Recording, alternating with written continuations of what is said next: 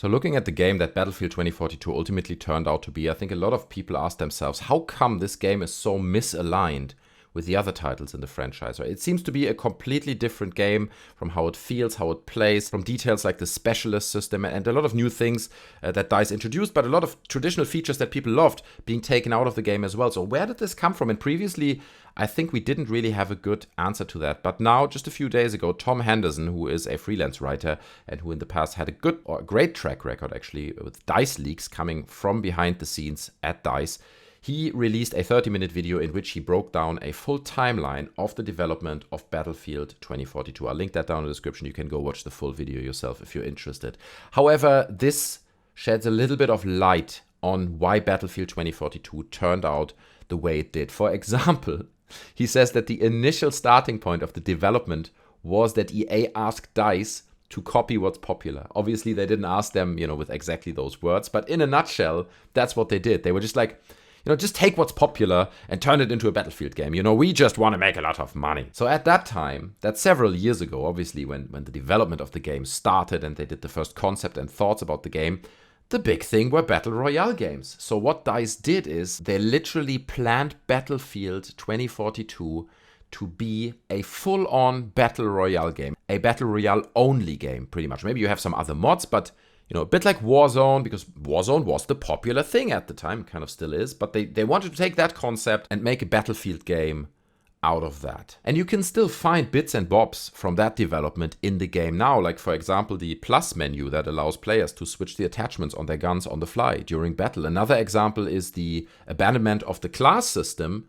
in favor of the specialist system, because that is something that Warzone introduced and monetized very successfully. Okay, they made a lot of money with it. So EA, and that's what Tom Henderson says, was pushing exclusively for that. They were like, no, we get rid of classes and do specialists instead because Warzone does that and they're monetizing that and we want to make money, so that's why we're doing it. So for the first few years, this game was developed as a Battle Royale game with every decision that's made in the game going towards that mindset, it being a Battle Royale game. And only in April to August 2020, the development was shifted towards the game or the ambition that Battlefield 2042 is now. At that point, the Battle Royale aspect of the game was kind of boiled down into this underdeveloped hazard zone extraction mode that we also still find in the game now. But in a nutshell, that means this game only had around 18 months to be developed. I mean, sure, previously they developed assets and they developed parts of the maps and all that. I'm sure they could reuse some of that stuff. But the core development in shaping it to be like a traditional Battlefield game, including all the things that we would expect from a Battlefield game, had to happen in only 18 months. And that is insane. If you compare it, for example, to the Call of Duty games, right? They're bringing out a game every year, but each studio gets about 3 years to develop each iteration of that franchise. And even then, sometimes you feel, that plays in a way that they didn't really have enough time to get it to a point where they wanted to. So 18 months for a AAA game of that scale is impossible. 3 years for a AAA game, like, expecting like the Call of Duty games, is already a stretch. It's already ambitious. But 18 months is just insane. And I think that explains why the game was released in the state that it was, because they just simply didn't have enough time to develop it.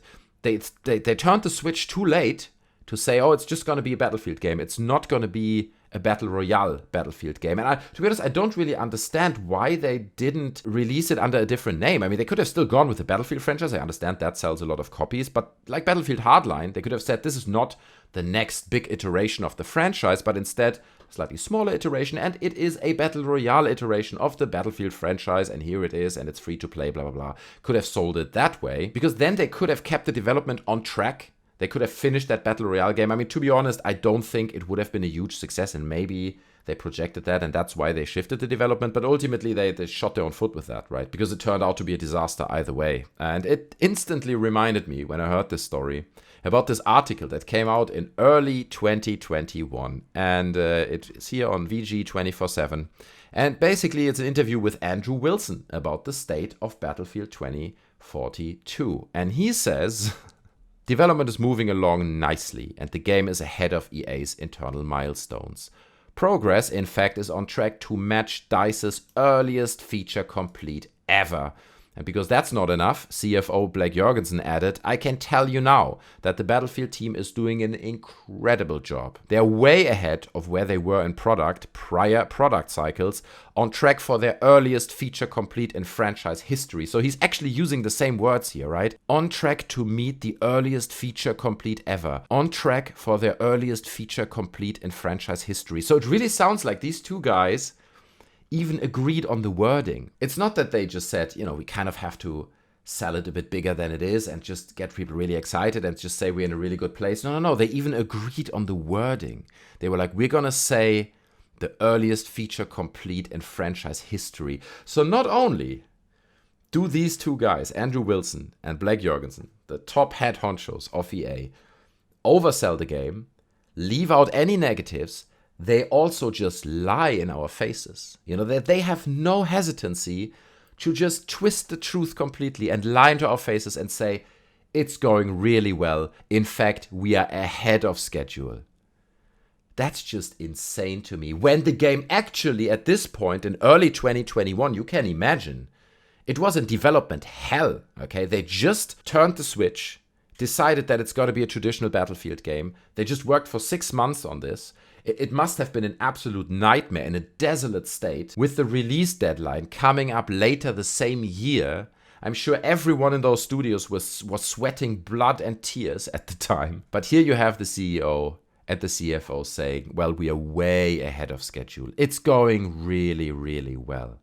Man, it just gives me Anthem vibes, okay? It's like you hype up this IP and this game concept on like beautiful trailers, beautiful art, and lies coming from the CEO, and then ultimately it falls short of all of these things, and it's not even released properly. I mean, yes, Anthem was released, but then it was retracted, and then it was decided that the game should never come out. I'm not saying that this is the same thing that will happen to Battlefield, but it really gives me the same vibes, and it explains a lot how EA is setting their own mindset to promote those games, to sell those games. They don't care where the game really is in development and what its current condition is. It's just all about selling the dream, okay? We're not even selling games. We're selling you the dream, then we will crush your dream, and then we will sell you a Santa Claus costume as a cosmetic after that. But as horrible as all this is, and to at least find something positive in this story, I think at least it explains the misalignment of Battlefield 2042 with the previous titles in the franchise. It's not a classic Battlefield game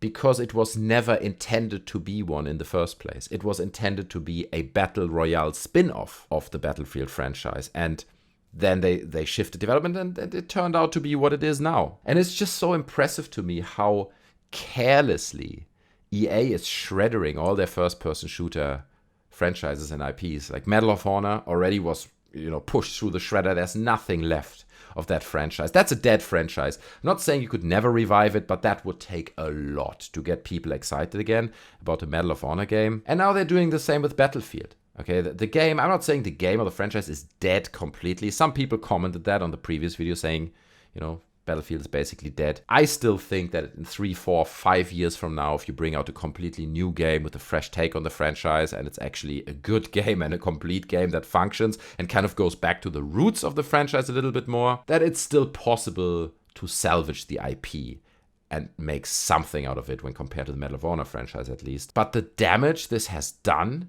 to the game is immense. It's just insane, and it's reflected in the player numbers. If we're looking at Steam charts and the player numbers on Steam, at least, of Battlefield 2042, it started about a month ago, actually now, a bit less than a month ago, on launch with 100,000 players peak. Right now, we're sitting at around, 23,000 players. Okay, so we're coming from 100,000 players, and within less than a month, we're at 20,000. That is an 80% reduction of player numbers in less than a month after launch. That is not good. Even for EA, that is not good. Because what do they want, right? They want to sell you Santa Claus costumes.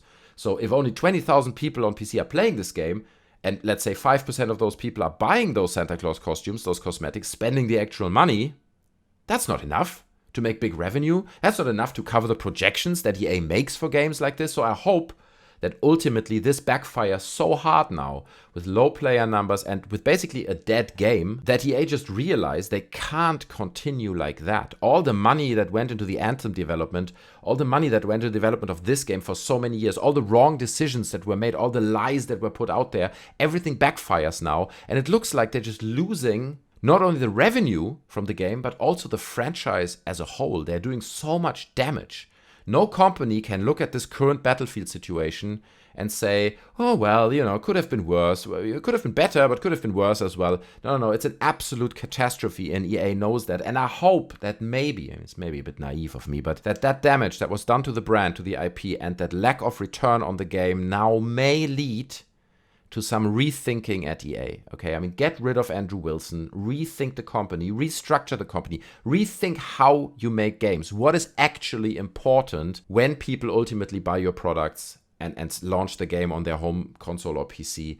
What do you want people to see on that screen? These are the very basic questions that EA has to ask themselves, that they have to rethink from scratch nearly at this point. And I hope they're doing this, because that's the only way that they can recover from this. I wonder what's next for EA. I mean, where can they go from here? It's a disaster, okay? And they all have done their little part to breed that disaster. From the wrong decisions inside the studios to the lies up in the upper management in interviews like the one we just looked at.